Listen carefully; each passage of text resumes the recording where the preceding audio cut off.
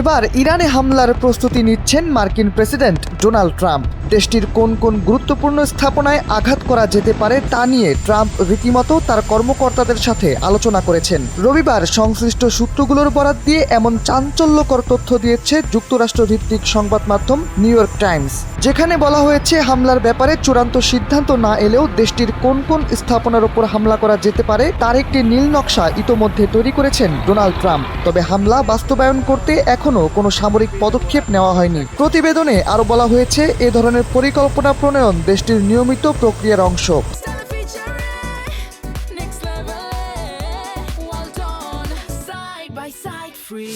তবে বিশ্লেষকদের ভাষ্য হলো, দুই দেশের মাঝে চলমান উত্তেজনার মধ্যে হামলার আশঙ্কা একেবারেই উড়িয়ে দেওয়ার কোনো সুযোগ নেই। ট্রাম্প খামেনির দেওয়া পরস্পরের প্রতি আগুনঝরা বক্তব্য হামলার সম্ভাবনাকে আরও প্রবল করেছে। এদিকে ইরানের জনবিক্ষোভ তীব্র আকার ধারণ করার পর থেকেই দেশটির প্রতিরক্ষা বিভাগকে আরও বেশি সক্রিয় হতে দেখা গেছে।